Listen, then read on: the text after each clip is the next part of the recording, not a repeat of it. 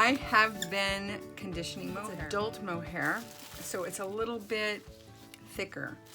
I mean, it's still very soft, but it's a little bit thicker, and I thought that would be appropriate for gorilla hair. And the thing is that it has to be conditioned, because this is what it looks like off the goat. And this isn't cleaned up or in locks, it's matted, it has vegetable matter. So what I had to do was I had to make groupings of locks like this, tie it with a rubber band, wash it in really hot water with Dawn dishwashing soap, and actually pull out the stuff I love most about it, and that's that lanolin. But I needed to get rid of a lot of the oils and a lot of the dirt so that I could dye it. And then after that, I conditioned it. Again, I took the oils out, I put the oils back in so that I could comb it out. And I combed it out with this little baby comb. And when you comb it out, this is what you get, all this kind of grossness. And it's not easy to do because it's super tangled and matted. You can buy mohair that's already been processed and somebody's done all this work. You pay a little bit more for it. I didn't film me doing the whole process because I did it in the house because I don't have running water out here, and it's very noisy and I have a lot of house guests right now, so it wouldn't have been practical. But you can see, I'm doing this on a plastic bag, you can see the vegetable matter, and these animals lay around in the grass, and you know, they're goats. They do goat things. So basically, you have to comb through all that hair and get all the tangly stuff out. And this isn't even washed hair, and you can see how much different it looks just having been wet. And had a little bit of that taken out. So you'll end up with a lock of hair. Look at how pretty this is. This isn't even washed yet. It's just a little bit of water. Look at how lovely those curls are. I don't know what it is about goat hair, and for me it's super satisfying combing out goat hair and cleaning it. I really love the process, and this goat is an adult goat, so it's got a little bit of gray in its coat. So after I got that all nice and washed up and conditioned and dried and combed out, then I dyed it. I did not use a permanent dye, and I didn't use a fiber dye. I used a hair dye.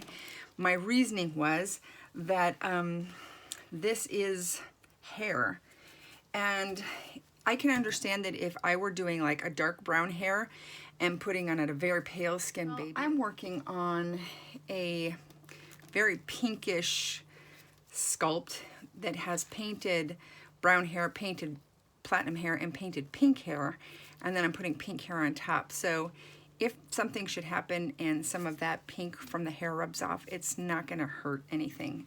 That's just the way I feel about it. I mean, I'm sure people will have their opinions, and that's okay, but that's what I'm doing. So the hair dye I used is what I use for my hair. It's this Colorista, and I've used this product for a long time, and it's not meant to be a permanent dye, but let me tell you, it takes so long for this pink to come out. If I ever want to take the pink out and just go back to my regular color hair, I actually have to buy a product that strips it out. So I'm not too concerned. Again, if I were making, you know, something that would be washed in the washing machine a lot, or if I were putting dark hair in a pale baby, I would have used a more permanent dye and probably used Jacquard, but I use this, and also I love the pink. I've used this pink a million times on myself, and I like the way it works with blonde hair. So this is what's going on right here. Now it looks very bubblegum, but once I rinse this out, it's gonna be super, super pale pink. And all I did was squirt it on and rub it into those fibers really, really well. And I'm probably gonna leave this on here for about an hour. And this is all the hair that I did, because I think it's all the hair that I need, because I'm not just gonna be rooting blonde hair. I think I'm gonna be rooting platinum hair too.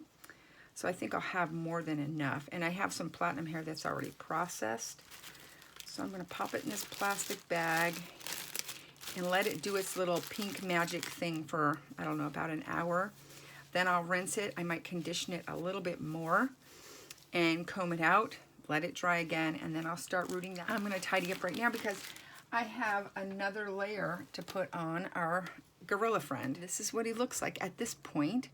So I'm gonna step it up and do one more layer of the very platinum hair, and I might, okay, I'm back and things are a little bit hairy and gross here, but I'm expecting them to get even grosser as we go. I'm going to make a little bit of paint to do the last 2 layers on our baby gorilla. What I want to do with this guy is I want to put on the platinum hair, and then I want to make some pink hair. So let's start off with making some pink hair. I'm going to get a clean brush, and I'm going to use some baby skin. I'm not going to make very much of it because I'm guessing I'm probably never going to use it again. And if I were smart, I would have started off with my lightest color, but I didn't. So I'm going to use the bottom of that brush. I'm going to use some white, a teeny bit of pink, or red, I mean. And then some thinner. And the thinner kind of melts the paint a little bit. So you don't want the paint too thick and you don't want it too thin. You can always thin it out if you need to. It's easier to thin it than to thicken it.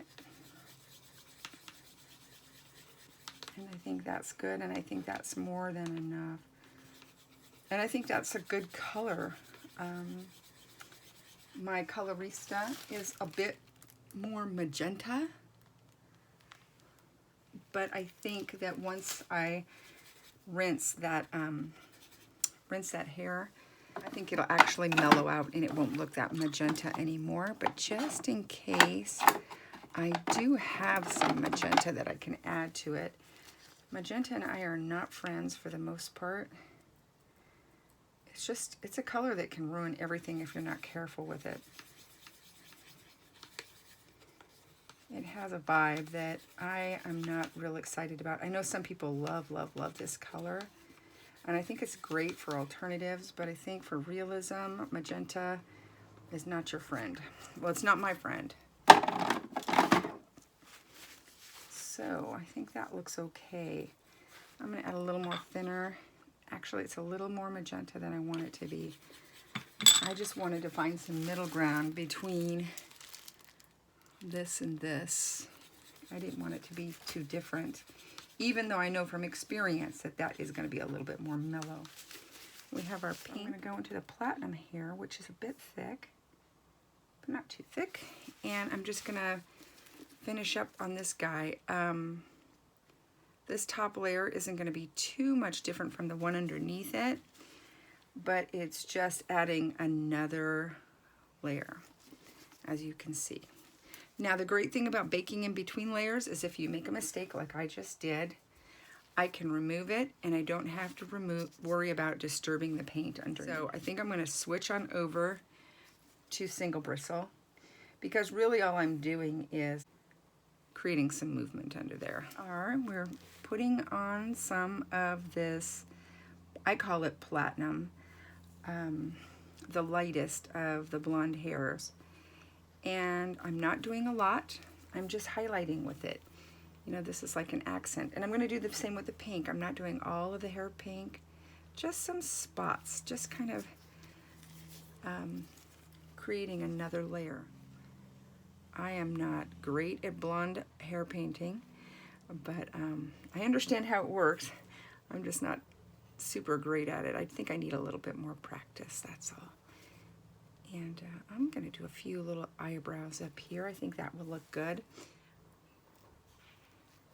I know that a lot of people want to watch more hair painting, so I'm trying hard to do that. I just always feel like I'm boring people. Paint, it takes a long time, and it's not so exciting. But that's where we're at right now. And I think that's enough. I'm just going to go to these areas here. I want to say, how do you know which area to go to? I just go where I would want it to be highlighted, where I think the sun or the light might catch on some hair. That's all. There's no secret. It's just all a feeling. And back here, in case you're wondering and you haven't seen the other videos, that is the artist's signature. And I could have covered it up, but I didn't want to, because I thought this is a signed sculpt and it should say stay a signed sculpt. And I think anybody who collects knows that's what that is over there. For some reason I ended up with some pink paint here. I'm not going to worry about it since I'm going to use some pink anyway. And there we go. Let me do a couple more eyebrows up here. And then we'll start the pink. I'm excited to start the pink because this I've done before, this, you know, this blondie white hair, but I've never done the pink before, so I'm excited.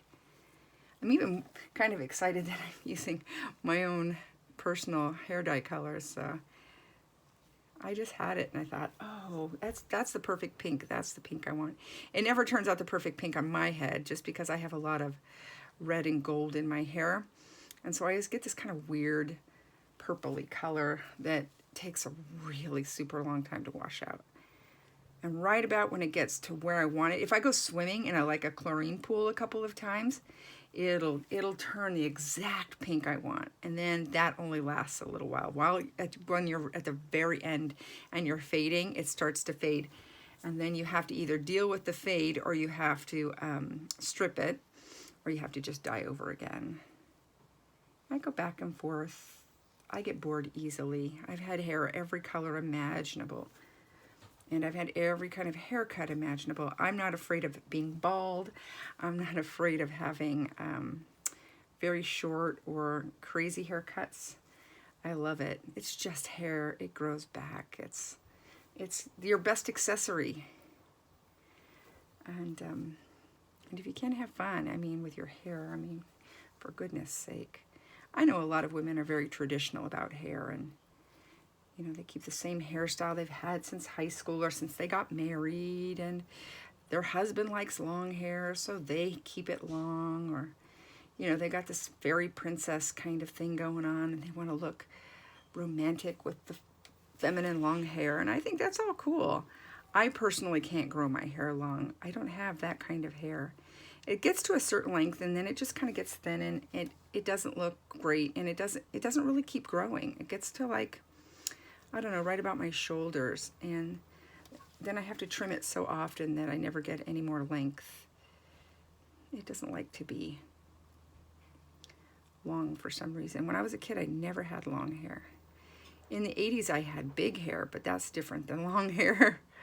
That's just a lot of hairspray and me fighting my very curly hair with a home perm because I wanted spiral curls, not my funky curls, you know, the curls I was born with. Nobody's ever happy with what they have. There he goes. And he has his little side part. Makes him just a little more human than he needs to look. And I'll do a few more chin hairs down here. I kind of want them to come to a point together.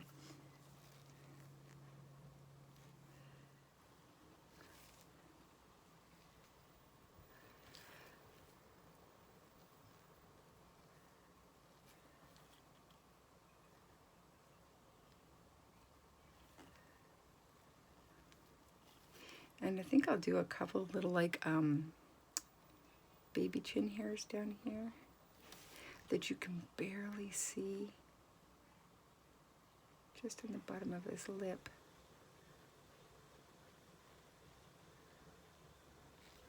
There we go. Okay, I think I'm ready to do pink.